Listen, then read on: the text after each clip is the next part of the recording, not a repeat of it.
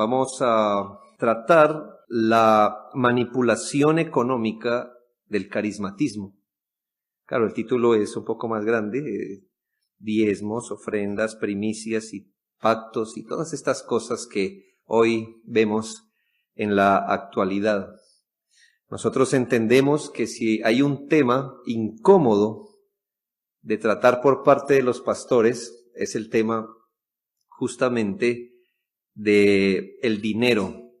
Nosotros reconocemos y enseñamos todo el consejo de Dios, como dice la palabra de Dios, incluido, por supuesto, lo que tiene que ver con los recursos materiales, y hace parte de las enseñanzas de la palabra de Dios, y creo que es nuestra responsabilidad, aun cuando sea incómodo para nosotros, enseñar al pueblo de Dios lo que la palabra de Dios dice acerca de la honra a Dios por medio de bienes materiales.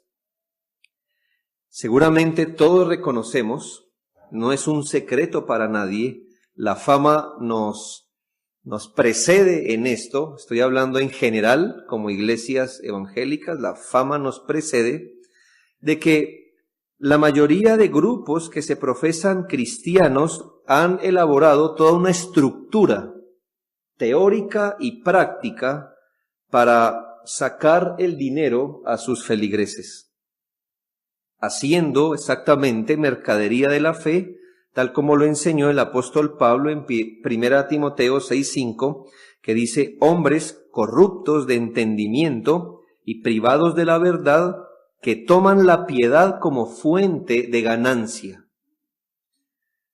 También el apóstol Pedro en 2 de Pedro 2 y 3 dice: y muchos seguirán sus disoluciones, por causa de los cuales el camino de la verdad será blasfemado, y por avaricia harán mercadería de vosotros con palabras fingidas. Sobre los tales, ya de largo tiempo la condenación no se tarda, y su perdición no se duerme. Así que somos conscientes completamente de que estamos arrastrando un lastre aquí de mal entendimiento generalizado, cargando también el reproche del mundo por estas cosas, de manera que, al menos de forma sencilla, quisiera dar una respuesta estrictamente bíblica.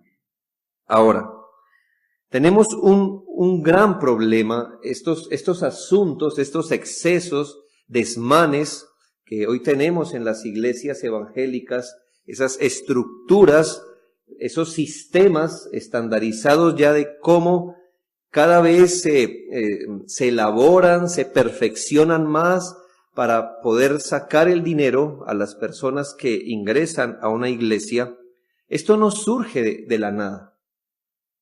Esto tiene una estructura que la soporta. Es decir, una iglesia no llega allí de un salto. Una iglesia llega allí por el manejo y la alimentación de ciertos factores donde resultan al final, como consecuencia por implicación, haciendo tal cosa. Por ejemplo, hablamos de que uno no puede llegar allí a menos de que tenga un mal entendimiento de lo que es la ofrenda al Señor. Volvemos al mismo punto que hemos remarcado aquí. La ofrenda es un concepto bíblico, pero ¿cómo hemos definido la ofrenda? La hemos definido con nuestro propio diccionario, con el diccionario de cada organización. Gracias a eso tenemos esos énfasis nuevos que han generado un lenguaje nuevo dentro del mundo evangélico. Es una manera de hablar que a veces las personas que no tenemos relación con esos grupos, a veces nos parece que ese nuevo lenguaje es un dialecto especial que ya usan para referirse a los distintos sistemas de ofrendas que hoy día están estandarizadas como pactos, como siembras.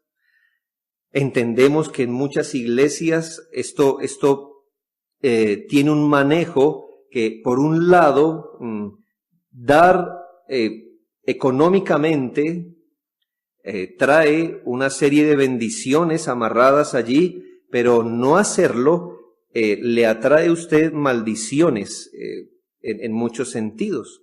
Tenemos el concepto del pacto de dinero a cambio de favores divinos. La respuesta eficaz de Dios dependiendo del monto de su ofrenda. Es decir, Dios tiene un sistema de recaudo que depende del valor de su ofrenda, de manera que el valor le asegura a usted la rapidez o el monto también que usted va a recibir. Hay una serie de variantes aquí, pero particularmente, si usted se da cuenta, siempre este sistema intrincado de dar dinero tiene como factor principal la mediación, ya sea de un pastor, un apóstol o una iglesia, una organización, una especie de mediación donde usted deposita el dinero.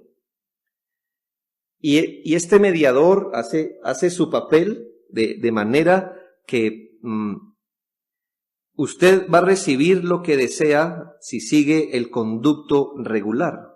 Generalmente estos pastores, apóstoles, iglesias, organizaciones, como cadenas de televisión, emisoras, agrandan su poder económico, mientras que los fieles deben ejercitar mucho la fe para ver algo de lo que han sembrado.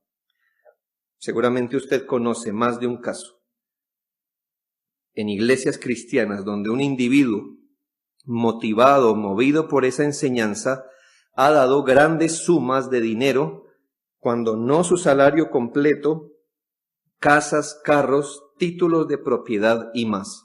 Esto es verdad. Esto es verdad. Así que es muy buen momento para definir con claridad estos asuntos. ¿Dónde falla la enseñanza carismática del dinero? Bueno, muchas cosas han tenido que convergir para tener hoy lo que tenemos. Por supuesto, lo más obvio que hemos venido aquí enseñando estos días es un mal entendimiento de la palabra de Dios, mezclado con intereses personales tanto de los maestros como de los que escuchan. Porque, hermanos, si el maestro promete y bendiciones y pide por su codicia que ofrenden, él no está solo en esto. Él tiene un grupo de personas que quieren exactamente lo mismo que ese líder. Ese líder quiere enriquecerse. Pero el hermano que siembra, ¿por qué siembra? Porque quiere exactamente lo mismo que su líder. Así que aquí no estamos hablando de un hombre manipulador manipulando gente ingenua que tiene buena fe, que ellos sí son desprendidos. No, mis hermanos, cada uno de ellos quiere lo mismo que el líder, o si no, no estarían siguiéndole la corriente. El punto es que un líder codicioso manipula gente codiciosa. Un codicioso manipulando gente que quiere lo mismo que él. De manera que, ¿qué ha ocurrido aquí? Hay mucho que decir de esto, pero creo que uno de los errores principales es un mal entendimiento de cómo las leyes de Dios operan o son vinculantes de acuerdo al momento de la historia de la redención. Déjeme explicarle esto. Lo que pasa por falta de claridad en la interpretación bíblica, resultamos sacando elementos del Antiguo Testamento indiscriminadamente. Arbitrariamente, podemos decirle. Así que podemos echar mano del Antiguo Testamento cuando habla de las siembras, de los diezmos, de las maldiciones. Ahí sí podemos usar Deuteronomio, Levíticos, podemos usar tantos recursos del Antiguo Testamento, leyes. Y entonces el movimiento carismático va a tomar leyes del Antiguo Testamento y van a decir, mire, esto es ley de Dios, ley, esto lo manda Dios. Pero, ¿qué ocurre con esas partes del Antiguo Testamento que también están en el mismo contexto, pero el carismático ya no las toma? Yo le preguntaría a él, ¿con qué criterio tomas partes del Antiguo Testamento, las traes tal cual a nuestra época, y con qué criterio dejas partes del Antiguo Testamento sin tocar? Eso nos parece sumamente arbitrario. Es una manera de manipular la Escritura. Yo no estoy aquí sugiriendo que el Antiguo Testamento no nos sirva para nada. Estoy diciendo que si no entiendes cómo se articulan las leyes que encontramos en la Biblia, de acuerdo a los momentos históricos de la historia bíblica, no vas a entender por qué ciertos asuntos del Antiguo Testamento nos vinculan hoy y por qué otros no. No puedo aquí dar la respuesta. Esto sería invertir todo el tiempo en explicar esto, pero ¿cuál es el punto? Si no sabes distinguir los distintos usos de la ley en los distintos momentos de la historia, vas a hacer esto. Mucha gente nos dice, pero ¿por qué estos asuntos nos rigen y por qué otros asuntos no nos rigen del Antiguo Testamento? ¿Por qué nos parece que el líder arbitrariamente toma partes de la Biblia y las hace vinculantes para nosotros hoy, y partes de la misma ley no las hace vinculantes para nosotros hoy? ¿Por qué nos parece que es arbitrario? La respuesta es porque es arbitrario. Esa es la respuesta. Porque en esas organizaciones el líder tiene el dominio de la interpretación bíblica. Y entonces él puede tomar bendiciones, maldiciones, leyes y las puede aplicar aquí, no importa si otras no les da el mismo tratamiento. Así que mi punto es, creo que debes entender cómo los asuntos de la ley se han aplicado a las diferentes etapas de la historia redentora para no ser caprichoso en esto. Pero también hablamos de un mal entendimiento de lo más básico para nosotros, que es el Evangelio. La oferta del Evangelio que hoy se hace generalmente en las iglesias es que tú debes creer en Cristo para que se abran ciertas bendiciones temporales a ti. Para muchos la oferta del Evangelio significa ven a Cristo si estás fracasado económicamente. La oferta del Evangelio ha sido reducida a que Cristo murió en la cruz para ayudarte a lidiar con todo mal temporal. Salud, dinero, asuntos familiares. Y hermanos, el Evangelio no es ese. Tú debes entender exactamente qué es el Evangelio y cuáles son las promesas del Evangelio. Hoy día se habla del Evangelio, se habla de la predicación del Evangelio, pero cuando se predica, nunca se predica realmente lo que promete el Evangelio. Hablamos de un terrible entendimiento de lo que son los bienes materiales y la ofrenda. Hoy, en contravía de la Biblia, se le ha enseñado al creyente a ofrendar por necesidad y por codicia. Y digo en contravía porque la Biblia dice que debemos dar no por tristeza ni por necesidad. Pero hoy abiertamente el líder carismático dice, ¿necesitas algo? Entonces, ¿qué? Ofrenda. ¿Notas? Es abierta, son abiertos. Ellos están corrigiendo la Biblia para ti, para que tú des allí. Tú quizás has sido entrenado en que si tienes una necesidad, no vas a los medios que Dios dio para cubrir tus necesidades, sino que ya piensas en ofrenda, para poder después reclamar tu parte, ya que tú hiciste la tuya. Aquí está la sutil diferencia entre ofrendar para recibir y lo que es bíblico, ofrendar por haber recibido. Hablamos también de un mal entendimiento del propósito mismo de las ofrendas. Si como creyentes estudiáramos cuál es el destino bíblico, según el Nuevo Testamento, que tienen las ofrendas, encontrarías que no es darle el próximo avión privado al apóstol. ¿Entiendes? No es esa. No es llenar tu ropero. Esa no es el destino que Dios le ha dado a las ofrendas. Hablamos de la santificación de la avaricia que hoy se hace. Por supuesto, no bajo ese lenguaje, pero ¿de cuándo acá principios bíblicos se han tergiversado para que no solo no digan lo que dice el principio, sino que digan lo contrario? Le pongo al menos 2 ejemplos. Hoy, querer enriquecerse como cristiano es visto como una virtud. Si tú eres de una iglesia carismática, vas a saber que se le anima a los creyentes a enriquecerse. ¿No es así? No debes permanecer en esa situación.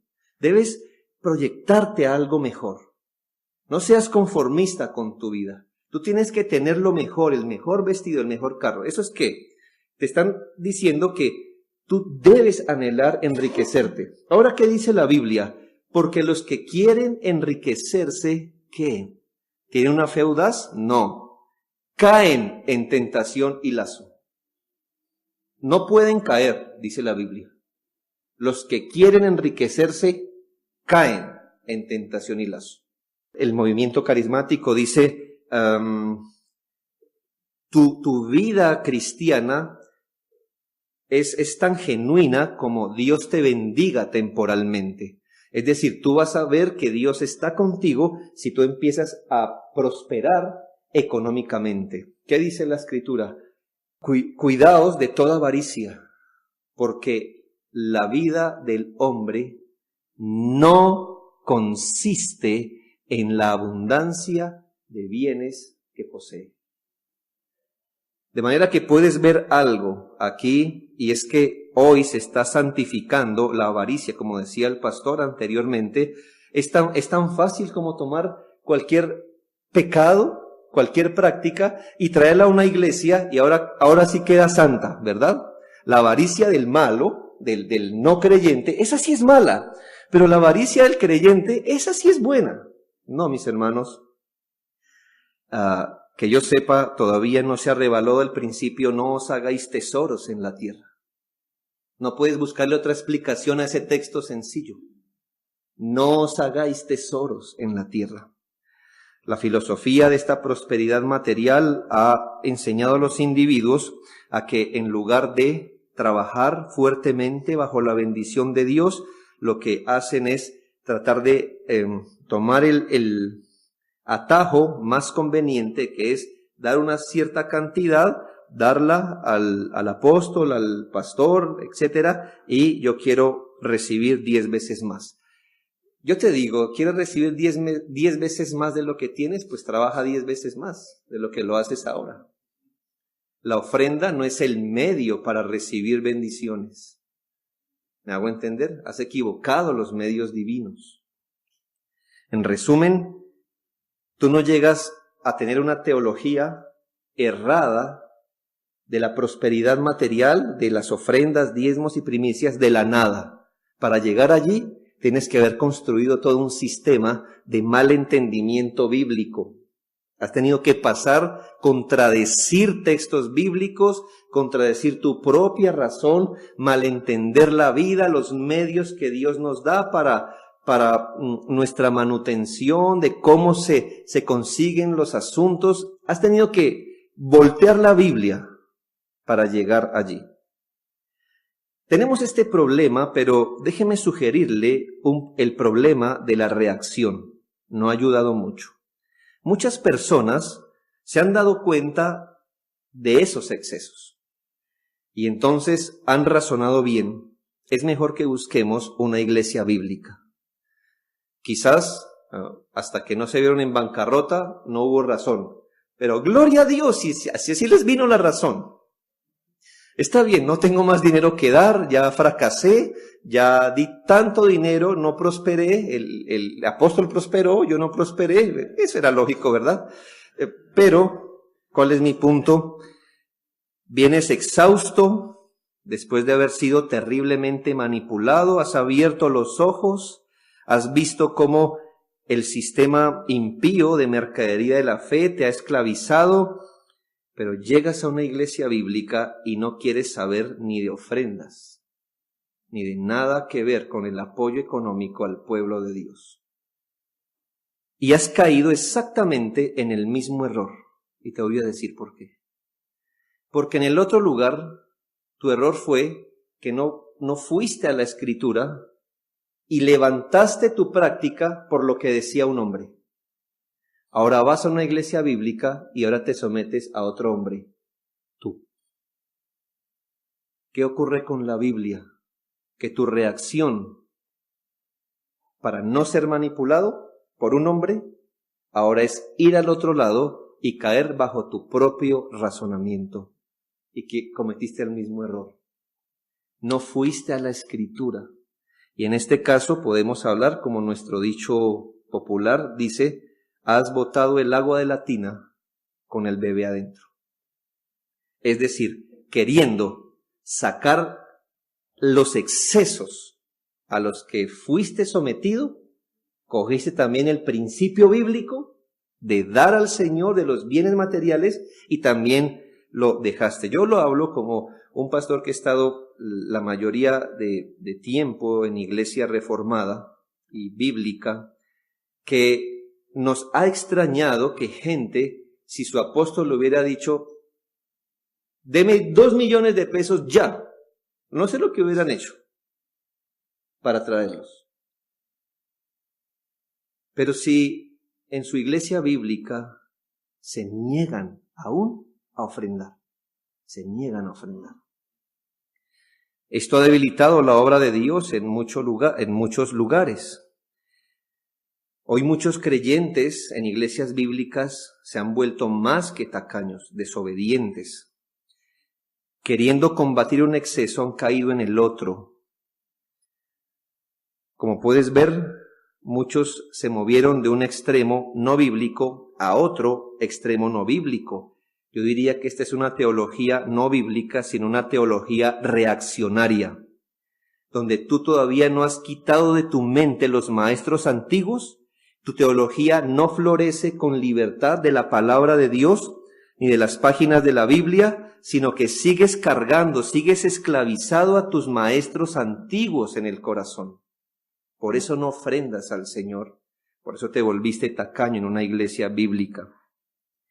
Yo quisiera no pensar esto, que la mayoría de hermanos, el único motivo que tenían por ofrendar era la posibilidad que tenían de recibir más dinero. Yo no quisiera pensar eso en nuestras iglesias bíblicas.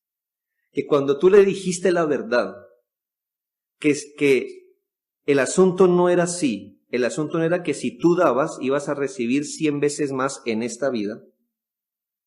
Cuando tú le quitaste esa motivación, se les fue la motivación de obedecer al Señor. No quisiera pensar que nuestras iglesias están llenas de personas que a menos que tú les muestres, ¿verdad?, un poco de carne al frente, entonces no ofrendarían. Me niego a creer eso. Pero a veces llego a esa conclusión, que a menos que el creyente no vea un resultado temporal de lo que ofrenda, no ofrendaría. Si ve una ganancia temporal, ofrendaría. Pero como es para la extensión del reino, es para la salvación de las almas, es para el sustento del ministro, es para sustentar el lugar que nos sirve de reunión, eso no es tan importante, ¿verdad? Eso no es tan importante, eso se puede obviar en las iglesias. Debo decir, hermanos, que al menos en nuestro país, iglesias bíblicas son debilitadas. ¿Por qué? Porque sus miembros, que ahora comen mejor espiritualmente, se vuelven muy renuentes, apretados en su corazón. De manera, hermanos, que ¿Cuál es el punto? Debemos ser sensatos en esto, entendiendo que hay confusión en el tema.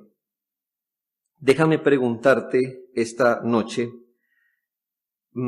y espero que no pesen los antecedentes, pero hagamos el ejercicio. No pienses en tu esclavitud, donde te tuvieron, pero respóndeme a conciencia. En la Escritura, a conciencia, hermano cristiano, hay un principio que nos diga a los hijos de Dios que debemos honrar al Señor con nuestros bienes de forma regular. ¿Lo hay o no lo hay? Sí, mis hermanos, sí lo hay. Sí que pastores han abusado de ese principio, es verdad. Que han usado esa preciosa verdad como una cadena de esclavitud, eso es verdad. Hermanos, pero el principio no es anulado por la aberración del principio que muchos han hecho. De manera que sí, hermanos, el asunto no es tan fácil porque reconocemos que en el mundo de la interpretación bíblica hay una manera de esquivar el rigor bíblico. Hoy no solamente porque mucha gente cristiana bíblica quiere reaccionar a los excesos, sino por esa manera de interpretar la Escritura que reconocemos, al menos teológicamente se le ha denominado dispensacionalismo. Eso se ha metido en la mente de muchos creyentes que hoy concluyen que no debemos ser generosos en la obra del Señor. Lamentablemente esto ha ocurrido hoy y muchos cristianos bíblicos ya no ofrendan al Señor, ya no dan parte de sus bienes materiales y ni mucho menos los vas a encontrar ofrendando de forma sacrificial para el reino de Dios. Eso como que en las iglesias reformadas y bíblicas esa palabra no se puede usar. Ofrenda sacrificial. Eso suena que muy carismático, ¿verdad? Hermanos, pero es bíblico. A menos de que tú tengas otra interpretación de los que se describen en Tesalónica, que a pesar de su profunda pobreza, dieron y pidieron no ser excluidos del privilegio de dar para la obra del Señor. Dejando a un lado estas experiencias, debemos entender que la palabra de Dios sí afirma que nosotros, los que conocemos al Señor, debemos honrar al Señor con nuestros bienes. Con nuestros bienes. Los destinos que la palabra de Dios señala para las ofrendas materiales son múltiples, son variados. Sí hay registro bíblico. No es nuestro tema, pero lo que quiero advertir, hermanos, es que entendiendo los excesos, no puedes quitar lo que sí dice la Biblia de los propósitos de la ofrenda. Ahora, hay un asunto que yo quisiera tocar muy por encima y es una discusión que hoy tenemos acerca del diezmo. Entendemos que aún en los grupos bíblicos el asunto no hay unidad completa en esto. Y lo entendemos por el mismo hecho que le decía hoy. Hoy día, gracias al dispensacionalismo, muchas personas entienden que si bien el creyente debe dar ofrendas, la palabra diezmo jamás debe ser relacionada con la ofrenda. Y entendemos que en un sentido esto puede ser verdad, pero déjame proponerte algo aquí. Entendemos que hay una base bíblica de honrar al Señor con nuestros bienes. Eso es bíblico y ahí todos estamos parejos. Vemos que el asunto del diezmo aparece en el registro bíblico antes de Moisés, es decir, antes de la ley. ¿En qué lo ves? Al menos 2 patriarcas, uno diezmó, que es Abraham, y aquí es algo singular, Abraham diezmó a Melquisedec. Melquisedec fue un sacerdote fuera del sacerdocio levítico, fuera de la ley del Sinaí. Luego encuentras que Jacob prometió un diezmo. Mi punto es este. No tenemos registro de que Dios les haya ordenado diezmar a ellos, pero el hecho que Dios haya recibido esa ofrenda significa que esa ofrenda le era agradable a él. ¿Me hago entender? Por implicación, aunque él no lo haya ordenado, el punto es que lo recibió. Y debo decirte que Dios no recibe ofrendas que estén por fuera de su voluntad. Así que eso ya nos da un principio. Ahora, ¿qué ocurre cuando llegas a Moisés? Ese principio de dar al Señor, de honrar al Señor con sus bienes, ese principio se estructuró bajo un sistema que hoy conocemos como el Antiguo Pacto. Ese principio de honrar al Señor con sus bienes se expresó de una forma particular en la estructura legal de Moisés. Bajo el Antiguo Pacto, ese principio de honrar al Señor con los bienes tomó una forma específica, y la forma específica para un pueblo físico, geográfico, pedagógico, era una cantidad de ofrendas sistemáticas, no solo de un diezmo, sino de muchos diezmos, de muchas ofrendas. Pero nota esto, no tienes que irte de allí, porque aunque la forma que tomó el principio fue distinta, el principio de dar al Señor se mantuvo. ¿Me hago entender? El punto es que la forma del principio fue una antes de la ley de Moisés. El mismo principio tomó una forma particular en la ley de Moisés. Muchos estudiosos han remarcado que el pueblo de Israel no solo diezmaba una vez, como algunos pensarían, sino que tenían muchos tipos de ofrendas y diezmos. Autores eruditos en esto han dado más luz sobre eso, pero no es nuestro punto. Cuando llegas a los evangelios y notas lo que los apóstoles escriben en los evangelios, y debo decir que los evangelios son usados como libro de texto para educar la iglesia del primer siglo, es decir, esa era su explicación del ministerio de Cristo. Se afirma una palabra del Señor que queda registrada en Lucas: «Ay de vosotros, fariseos, que diezmáis la menta, la ruda y toda hortaliza, pasáis por alto la justicia y el amor de Dios. Esto os era necesario hacer sin dejar de hacer aquello». Es decir, que en épocas del Señor Jesucristo, Él no necesariamente está instituyendo algo, pero está dando por sentado algo. Esto os era necesario hacer. Es decir, en épocas del Señor Jesucristo, Él avala que el principio de honrar al Señor con los bienes todavía sigue vigente.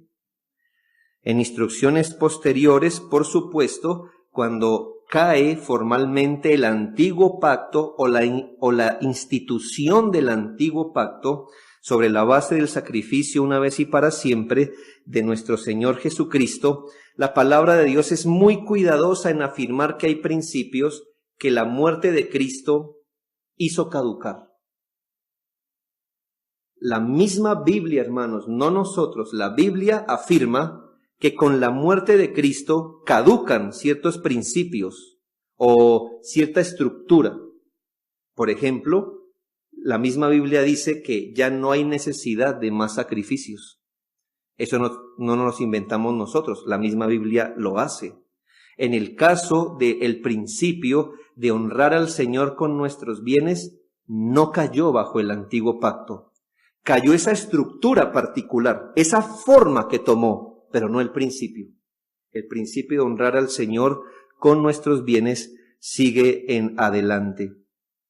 De manera que podemos afirmar que aunque el diezmo no corresponde a una norma legal impuesta en el nuevo pacto, el diezmo corresponde a una expresión legítima pero básica, con la que el creyente del nuevo pacto puede empezar a dar. Vuelvo y lo repito, aunque no creemos que el diezmo sea una norma legal impuesta en el nuevo pacto, es una expresión de adoración legítima, básica, que corresponde al nuevo pacto. Ahora, ¿por qué digo una cantidad mínima básica? No puede ser, hermanos, que razonemos así. Cuando los principios bíblicos estaban en el tiempo de las sombras, los que estaban bajo ese pueblo geográfico, ese pueblo típico de Dios, ellos diezmaban el 10%. Ahora, los creyentes que estamos pisando no las sombras, sino la realidad, ahora Dios nos dio la libertad para ofrendar menos. ¿Notas? Es decir, ¿cómo tú me dices que participando de la realidad de las cosas, ahora tu devoción va a ser menos que los que vivieron en las sombras? Y te lo puedo comprobar con varios asuntos, pero al menos uno. La primera iglesia nunca razonó así. Ya que en el antiguo pacto se diezmaba, ahora como creyentes del nuevo pacto vamos y tenemos la libertad de Dios para ofrendar menos. ¿Qué encuentras en los Hechos? Aunque yo entiendo que esas cantidades no son normativas, ¿qué encuentras en el libro de los Hechos? Que ellos se dieron primero a sí mismos y luego lo que tenían. Tanto que muchas veces, la mayoría de veces, ellos abundaban mucho más allá. No puede ser que cuando Cristo estaba en sombras, el pueblo de Dios mostrara una devoción para honrar a Dios menor que la que tiene el pueblo de Dios cuando Cristo ya ha sido revelado. El punto es, como dice Corintios, y no como lo esperábamos, sino que se dieron a sí mismos primeramente al Señor y luego a nosotros. La norma del nuevo pacto no razona hacia abajo de un diezmo, sino hacia arriba de un diezmo. Pero ¿qué ocurre, hermanos? Que como le digo, no es una imposición legal. La palabra de Dios en 1 Corintios 16, 2 Corintios 8, nos enseña que ofrendar, velar, aportar sistemáticamente y con ofrendas regulares y con ofrendas extrarregulares es nuestro privilegio. No es privilegio de Dios. Es nuestro privilegio cooperar con el avance del reino. Por eso siempre animamos a los hermanos a dar para la obra del Señor. No puede ser que mientras comías algarrobas ofrendaras más que cuando comes de una buena mesa. No puede ser, sencillamente no puede ser. Tu sentido común ni siquiera te va a dejar hacer eso. Pero no sé cómo lo hacemos, pero lo hacemos. Son exactamente estas distinciones las que no nos permiten responder de manera plana. ¿Creen ustedes en el diezmo? Yo diría sí y no. No como la estructura legal del antiguo pacto. No creemos en el diezmo así. No creemos en ese diezmo porque eso caducó con el antiguo pacto. En otro sentido, creemos en el diezmo sí, pero como esa cantidad básica por la que un creyente puede darse una idea de cómo se ofrenda al Señor de forma regular, sistemática, proporcional a lo que el Señor nos viene dando. Así que, pero entiendo la tensión que hay allí y yo no voy a dar todas las respuestas hoy día. Quiero terminar con esto. ¿Sabes que muchos verdaderos cristianos en estos movimientos se deprimen porque se les ha enseñado a que la medida de la bendición de Dios la vas a mirar por tu nivel económico? Mira, el movimiento carismático es un movimiento de esclavitud. Te dicen que si no hablas en lenguas, no tienes el Espíritu. te dicen que si no sientes algunas experiencias, no eres de Dios. Te dicen que si no eres rico y próspero, Dios no está contigo. Es un sistema de esclavitud. Te han enseñado a juzgar la bendición de Dios por tu prosperidad, salud y bienestar temporal. Te han sometido a la manipulación, a la esclavitud por años, y ya no puedes ver cómo tu relación con Dios se pueda dar fuera de términos materialistas. Esto es lamentable. ¿Sabes? No quiero ahondar en el problema, pero quizás has vivido por años reclamando, pactando, encuentros, exorcismos, renuncias, ataduras, desataduras, unciones, y no ves que tu vida espiritual crece. Ese es el precio que has pagado por ir fuera de las Escrituras. Mi punto es este, como pastores que somos aquí, no solo mostramos el problema. Permíteme sugerirte algo. 1, arrepiéntete. Arrepiéntete porque si tú estuviste allí, es porque en última instancia esas enseñanzas te hicieron sentido. Y tú querías lo que ellos ofrecían. Es decir, no eras una víctima, pero no inocente. Si tú no te arrepientes, vas a seguir pensando igual. Tú debes reconocer delante de Dios que el problema no estaba necesariamente en tus líderes, aunque ellos tienen gran culpa. El problema es que tú querías exactamente lo mismo que ellos. Arrepiéntete de eso, arrepiéntete de la codicia, de la avaricia. Además, arrepiéntete porque la herejía está entre los pecados de la carne. Y tú pudiste tomar la palabra de Dios y contradecirla. Arrepiéntete de tus propios pecados. Pero también te aconsejo esto, fomenta un pensamiento bíblico. No basta con decir, ya no creo eso. Eso está mal. Bueno, sí, está bien que pienses así, pero entonces, ¿qué vas a creer?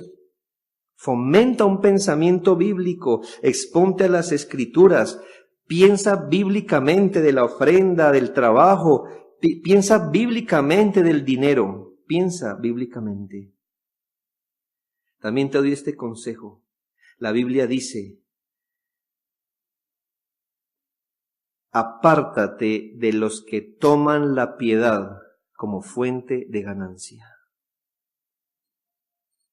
La Biblia no se anda con juegos, hermano. Si tú estás en una iglesia que toma la piedad como fuente de ganancia, y si quieres ser obediente, vete de allí. Vete de allí. No lo digo yo, mis hermanos. 1 Timoteo 6, del 3 al 5. Apártate de los tales. Apártate. Y por último, reconoce la gracia de Dios. Te han enseñado que tú tienes un trato con Dios basado en tus obras, en tu ofrenda, en tu dinero. Se te ha dicho que Dios te acepta mientras pactes con Él, que tú tienes la atención divina entre más monto tenga tu ofrenda. Seguramente has entrado en un círculo de largas sesiones de guerra espiritual, preencuentros, encuentros, posencuentros, horas de estudio, de ayunos, luchas, dinero aquí y allá, y tú ya estás razonando que a ti te toca tener apaciguado a Dios con cierta cantidad de dinero o con ciertas actividades. Yo te quiero decir, conoce la gracia de Dios en Cristo. Te invito a que conozcas que el fundamento de nuestra comunión con Dios es la bendita gracia de Dios a través del sacrificio perfecto de Cristo, no nuestras obras, no nuestro dinero, no nuestro activismo. La única manera de estar en comunión apacible con Dios es a través del sacrificio perfecto de Cristo. Conoce la gracia de Dios, confía en Él. Sí obedecemos a Dios, pero no para captar su atención, no para que no nos liquide por dar una ofrenda o no darla. Conoce la gracia de Dios que brota de sus manos. Ven a Cristo el Salvador, porque no conoces el Evangelio. Ven a Cristo el Salvador. Reconoce la gracia que brota de sus manos.